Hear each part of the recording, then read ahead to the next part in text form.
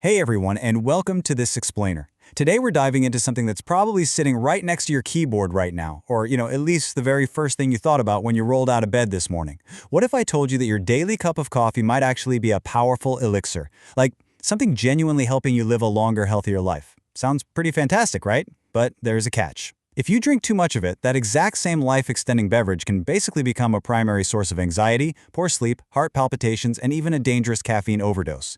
It's this wild dual nature, and honestly, we really need to unpack it. So this brings us to the ultimate question we're answering today.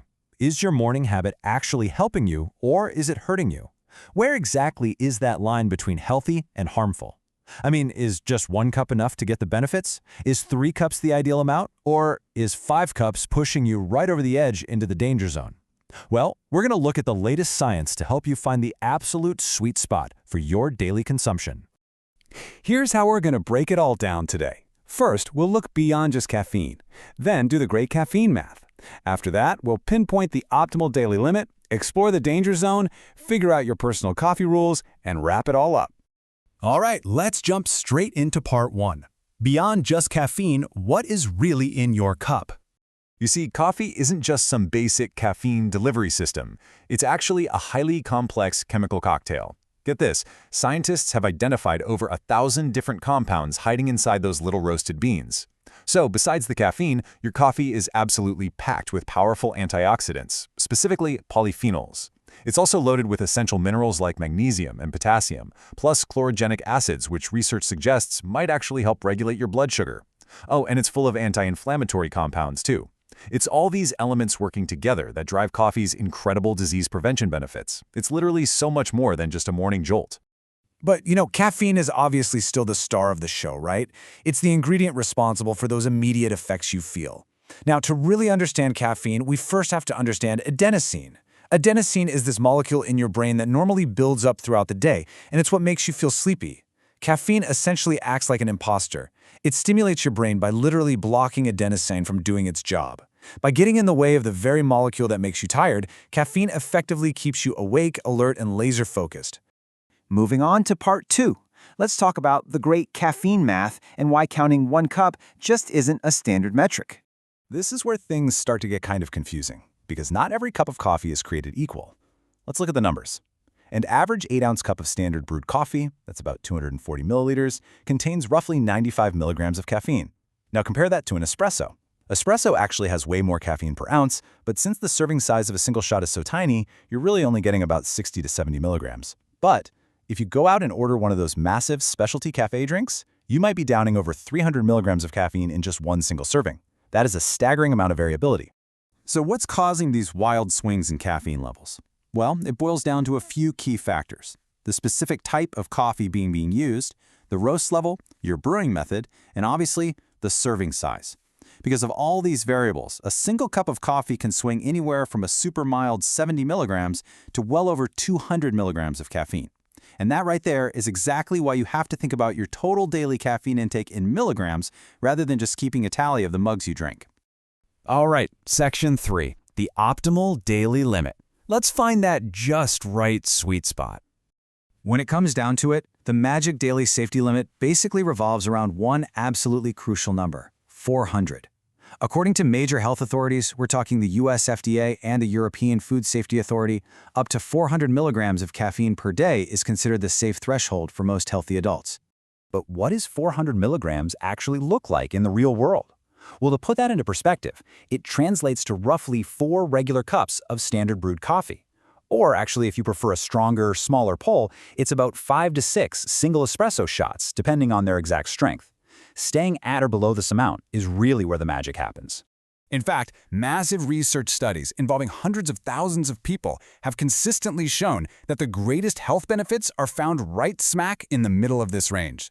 Drinking 2 to 4 cups of coffee daily puts you in this perfect Goldilocks zone.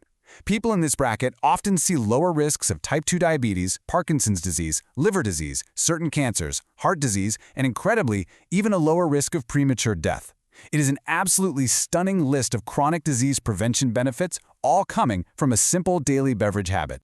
But let's flip the script. Section 4, the danger zone. What happens when you overdo it? Because when your caffeine intake rises well above that 400 milligram threshold, the side effects become a whole lot more common, and they can affect nearly every single organ in your body. We are talking about severe anxiety and restlessness, literal physical tremors, a rapid or pounding heartbeat, extreme difficulty sleeping, really uncomfortable digestive issues, pounding headaches, and increased blood pressure. Suddenly, that life-extending elixir very quickly turns against you. And it gets significantly scarier if you reach extreme doses. Consuming 1,000 milligrams or more in a short period of time is incredibly dangerous. It can cause serious heart rhythm problems or even seizures. This is a very real risk, especially these days with the massive rise of highly concentrated caffeine products and energy shots on the market. And keeping yourself under that 400 milligram limit, it isn't just about keeping an eye on your coffee pot. Caffeine is notoriously sneaky. You really have to account for the hidden sources that count toward your daily total. This includes stuff like tea, energy drinks, cola, chocolate, pre-workout supplements, and even certain medications. Think about it. If you have 2 cups of coffee in the morning, an energy drink at lunch, and then some dark chocolate after dinner, you might be blowing right past that 400 milligram safety line without even realizing it. Which leads us perfectly into Section 5, your personal coffee rules and how to personalize the pour. You see, that 400 milligram rule isn't totally universal, because not everyone processes caffeine the exact same way. It actually all comes down to your genetics. First, we have fast metabolizers. These are the lucky folks who can process caffeine quickly and easily. They're the ones who can down a double espresso right after dinner and still sleep like a baby. On the flip side, we have slow metabolizers. For them, genetics cause caffeine to basically linger in their system, keeping them wide awake for hours after just a tiny amount. If a midday coffee gives you the jitters or completely ruins your night's rest, yeah, you're for sure a slow metabolizer. And here's a totally surprising fact that explains why timing matters so much. Caffeine has a half-life of about 5 hours. That means if you drink a cup of coffee at 4 p.m., half of that caffeine is still actively circulating in your body at 9 p.m. So even if you're one of those people who thinks, oh, I can fall asleep easily, that lingering caffeine may still be drastically reducing your overall sleep quality behind the scenes. Now, because of how caffeine affects the body, certain groups absolutely need to adjust these rules downward for their own health and safety. Pregnant women, for example, are generally advised to limit their caffeine to around 200 milligrams per day. People with uncontrolled high blood pressure, individuals with anxiety disorders, those who experience heart rhythm problems, and of course, children and adolescents, they should all be consuming significantly less caffeine or frankly avoiding large amounts altogether. And finally, Section 6, our conclusion and the best practices for healthy consumption. If you want to enjoy your coffee while maximizing those incredible health benefits, just follow these simple steps. Number 1, stick to about 2 to 4 cups per day if you're a healthy adult. Number 2, try to avoid drinking it late in the afternoon or evening. Remember that 5-hour half-life. 3, skip the excessive sugar and flavored syrups. Don't let them turn a healthy drink into a dessert. 4, if possible, choose filtered coffee. The filter actually removes specific compounds found in coffee that can slightly raise your cholesterol. And number 5, just make sure you're staying hydrated with plenty of water throughout the day. But honestly, above all the rules, the guidelines, and the milligram counts, the absolute most important takeaway is this. Listen to your body. Moderation is key, and your body's personal genetic response is always going to trump the general advice. If just one single cup makes you anxious or wrecks your sleep, then your ideal, optimal amount might just be much, much lower than someone else's. And that is perfectly okay.